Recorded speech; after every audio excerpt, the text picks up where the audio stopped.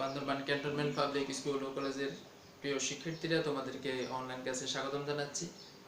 আজকে আমরা একজন মহান মুসলিম ব্যক্তিত্বকে নিয়ে আলোচনা করব, যিনি বাংলার ইতিহাসে একজন সর্বজন শ্রদ্ধেয় ব্যক্তিত্ব, একজন ধর্মপ্রাণ মুসলিম ব্যক্তিত্ব। আমরা এখনো আমাদের সমাজে বিভিন্ন জনকল্যাণমূলক কাজের সাথে যারা সম্পৃক্ত এবং যারা বিভিন্ন মানবতাবাদী ও জনহিতৈষী কাজের সাথে সম্পৃক্ত, তাদেরকে আমরা এখনো এই ব্যক্তিত্বের সাথে আমরা তুলনা করি। আর সেই ব্যক্তিত্ব হচ্ছে হাজী মোহাম্মদ মহসিন। তো আজকে আমরা আমাদের ক্লাসে জনকল্যাণমূলক কাজে হাজী মোহাম্মদ মহসিনের বিভিন্ন অবদান সম্পর্কে আলোচনা করব। আমরা প্রথমে তার সংক্ষিপ্ত পরিচয় সম্পর্কে একটু অবগত হই। হাজী মোহাম্মদ মহসিন তিনি 1732 খ্রিস্টাব্দে পশ্চিমবঙ্গের হুগলিতে জন্মগ্রহণ করেন। তার পিতার নাম হাজী ফয়জুল্লাহ এবং মাতা হচ্ছে জয়নব খানম। হাজী মোহাম্মদ মহসিন তিনি তার এক ওস্তাদ আগা সিরাজির নিকট, যিনি ছিলেন একজন পণ্ডিত ব্যক্তিত্ব, তিনি তার কাছে কোরআন, হাদিস এবং ফিকহ শাস্ত্রে ব্যুৎপত্তি অর্জন করেন এবং তিনি তার আরেকজন ওস্তাদ ভোলানাথ, তার কাছে তিনি সেতার বাজানো এবং সঙ্গীত শাস্ত্র শিখেন। হাজী মোহাম্মদ মহসিন তিনি তার প্রাথমিক শিক্ষা সমাপ্ত করার পরবর্তীতে তৎকালীন সময়ে বাংলার শিক্ষার জন্য বিখ্যাত মুর্শিদাবাদে গমন করেন। মুর্শিদাবাদে গমন করলেও তার একাডেমিক শিক্ষায় বা প্রাতিষ্ঠানিক শিক্ষায় খুব একটি অগ্রগতি হয়নি, কিন্তু তিনি বিশ্বাস করতেন যে একজন মানুষের জীবনে জ্ঞান বিস্তারের জন্য ভ্রমণ অনেক গুরুত্বপূর্ণ একটি বিষয়। এই জন্য যখন তিনি তার 1762 খ্রিস্টাব্দে তার বাবা মৃত্যুবরণ করার পরবর্তীতে তিনি ইরাক, ইরান, তুরস্ক এবং হজ করার জন্য তিনি মক্কা মদিনা ভ্রমণ করেন এবং তার এই জ্ঞান সম্প্রসারণ করার জন্য তিনি বিশ্বাস করতেন যে ভ্রমণ অনেক গুরুত্বপূর্ণ। এজন্য তিনি বিশ্ব ভ্রমণে বের হন এবং দীর্ঘ 27 বছর পর্যন্ত তিনি দেশ হতে দেশান্তরে ভ্রমণ করেন এবং জ্ঞান অর্জন করেন, সেখান থেকে অভিজ্ঞতা অর্জন করেন এবং দীর্ঘ 27 বছর তিনি দেশ দেশান্তরে কাটানোর পরবর্তীতে তার বৈপিত্র্য বোন মুন্নুজানের অনুরোধে তিনি দেশে আগমন করেন। তো আমরা মুন্নুজান সম্পর্কে একটু জানতে হবে। তার মায়ের, আমরা প্রথমেই বলছিলাম, তার মায়ের নাম জয়নব খানম। এই জয়নব খানমের সাথে হাজী ফয়জুল্লাহর বিয়ে হওয়ার আগে আগা মোতাহির নামক একজন ধনাঢ্য ইরানি ব্যবসায়ীর সাথে বিয়ে হয় এবং এই ধনাঢ্য ইরানি ব্যবসায়ী তিনি হুগলি, যশোর, মুর্শিদাবাদ এবং নদিয়ায় তার বিস্তীর্ণ ভূমি ছিল এবং তার বোন মুন্নুজানের স্বামী ছিলেন হুগলির নায়েব ফৌজদার সালাউদ্দিন, তিনিও বিপুল সম্পত্তির অধিকারী ছিলেন এবং সালাউদ্দিন মৃত্যুবরণ করার পরবর্তীতে তার বোন মুন্নুজান তিনি বিধবা হয়ে যান এবং তিনি ছিলেন নিঃসন্তান।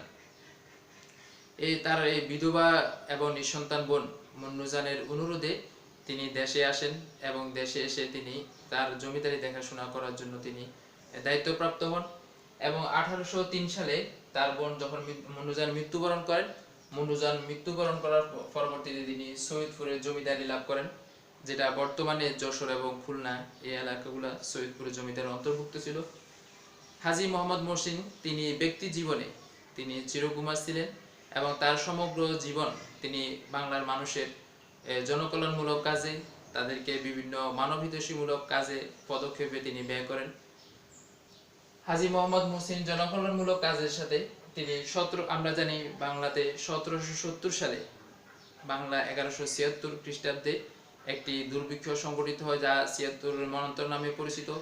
এই 76-এর মন্বন্তর সময় হাজী মোহাম্মদ মহসিন বাংলার অভুক্ত দুর্ভিক্ষ পীড়িত মানুষদেরকে সেবা করার জন্য তাদের জনকল্যাণমূলক কাজে এগিয়ে আসেন এবং তিনি বহু জায়গায় লঙ্গরখানা স্থাপন করে তাদের খাদ্যের সংস্থান করেন এবং তিনি তৎকালীন সময় জনসাধারণের কল্যাণের জন্য, জনসাধারণকে এই দুর্ভিক্ষ পীড়িত অবস্থা থেকে মুক্ত করার জন্য সরকারি যে তহবিল গঠিত হয় সেই তহবিলে তিনি প্রচুর অর্থ দান করেন। এভাবে হাজী মোহাম্মদ মহসিন তার জনকল্যাণমূলক কাজে তিনি সম্পৃক্ত হয়ে পড়েন এবং হাজী মোহাম্মদ মহসিন তিনি 1806 খ্রিস্টাব্দে তিনি ট্রাস্ট ফান্ড গঠন করে, যার জমিদারির সমস্ত আয় তিনি ওয়াকফ করে দেন এবং এই ওয়াকফ সম্পত্তি মহসিন ফান্ডের মহসিন ফান্ডের তিনি যে সমস্ত জমিদারি আয় ওয়াকফ করে দেন, এই মহসিন ফান্ডের সমস্ত সম্পত্তিকে 9টি শেয়ারে বিভক্ত করা হয়। 3টি শেয়ার ধর্মীয় কাজে ব্যয় হবে, 4টি শিক্ষাবৃত্তি, পেনশন ও ধাতব্য কাজে ব্যয় করার জন্য নির্দেশ দেওয়া হয়। আর দুটি তার যে পোষ্য, ভৃত্য এবং মুতাওয়াল্লিদের বেতন ভাতা খাতে ব্যয় করা হয়। মুতাওয়াল্লি বলতে তার এই মহসিন ফান্ডকে দেখাশোনা করার জন্য যে সকল তদারক বা তত্ত্বাবধায়ক নিয়োগ করা হয় তাদেরকে মুতাওয়াল্লি বলা হয়। আর এই মুতাওয়াল্লিদের বেতন ভাতা তার পোষ্য এবং ভৃত্যদের জন্য তিনি দুটি শেয়ার তিনি সেখানে ব্যবহার করেন। এভাবে হাজী মোহাম্মদ মহসিন তিনি তার জীবন তিনি যতদিন জীবিত ছিলেন ততদিন পর্যন্ত তার সমস্ত সম্পত্তি, তার সমস্ত জমিদারির আয় তিনি এইভাবে জনকল্যাণমূলক কাজে এবং সাধারণ মানুষের বিভিন্ন প্রয়োজনীয় কাজে তিনি ব্যবহার করেন। কিন্তু এই মহান ব্যক্তিত্ব 1812 খ্রিস্টাব্দে তিনি মৃত্যুবরণ করেন এবং তিনি মৃত্যুবরণ করার পরবর্তীতে তার এই মহসিন ফান্ডকে দেখাশোনা করার জন্য যে সকল মুতাওয়াল্লিদেরকে নিয়োগ করা হয় তাদের ব্যক্তিগত স্বেচ্ছাচারিতা, তাদের তহবিল তসরুফ এই জাতীয় নানা ধরনের সেখানে বিশৃঙ্খলা দেখা দেয়। আর নানা ধরনের বিশৃঙ্খলা দেখা দেওয়ার পরবর্তীতে এই মহসিন ফান্ডের যে অচল অবস্থা তৈরি হয়, এই অচল অবস্থা থেকে নিরসন করার জন্য 1818 সালে সরকার এই মহসিন ফান্ডের দায়িত্বভার গ্রহণ করেন এবং হাজী মোহাম্মদ মহসিন যে মহসিন ফান্ড গঠন করেন, এই মহসিন ফান্ড থেকে প্রথম দিকে হিন্দু বা মুসলিম সহ অন্যান্য সকল ধর্মীয় বা অন্যান্য সকল সম্প্রদায়ের ছাত্রদের জন্য শিক্ষা ব্যয় করা হয়। কিন্তু 1873 সাল থেকে এই হাজী মোহাম্মদ মহসিনের অভিপ্রায় তার যে মহসিন ফান্ড, এই মহসিন ফান্ড শুধুমাত্র মুসলিম ছাত্রদের শিক্ষা, মুসলিম ফান্ডের অর্থ শুধুমাত্র মুসলিম ছাত্রদের শিক্ষা ব্যয় করা হয়। এবং এই মহসিন ফান্ডের অর্থ দিয়ে হুগলি মাদ্রাসা, হুগলি মহসিন কলেজ এবং নতুন নতুন অনেক স্কুল, কলেজ, মাদ্রাসা, আবাসিক হোস্টেল, মসজিদ এবং ইমামবাড়া নির্মাণ করা হয়। যেহেতু হাজী মোহাম্মদ মহসিন তিনি 1732 খ্রিস্টাব্দে তিনি একটি পশ্চিমবঙ্গের হুগলিতে তিনি একটি শিয়া পরিবারে জন্মগ্রহণ করেন, এই জন্য তিনি অনেক পুরাতন ইমামবাড়ার রক্ষণাবেক্ষণ এর জন্য, পুরাতন ইমামবাড়া সংস্কারের জন্য পদক্ষেপ গ্রহণ করেন, পাশাপাশি নতুন ইমামবাড়া নির্মাণের জন্য ব্যবস্থা গ্রহণ করেন। এভাবে হাজী মোহাম্মদ মহসিন তার সমগ্র জীবন তিনি জনকল্যাণমূলক কাজে ব্যয় করেন।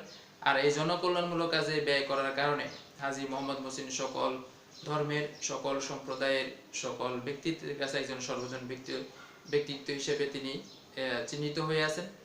আমরা হাজী মোহাম্মদ মহসিন সম্পর্কে অবগত হব এবং যতদিন পর্যন্ত এই বাংলার ইতিহাস সমগ্র বিশ্বব্যাপী যে সকল জনকল্যাণমূলক কাজে যে সকল ব্যক্তিবর্গের ইতিহাস তা ততদিন পর্যন্ত আলোচিত হবে, ততদিন পর্যন্ত হাজী মোহাম্মদ মহসিনের নাম ইতিহাসে চিরস্মরণীয় হয়ে থাকবে।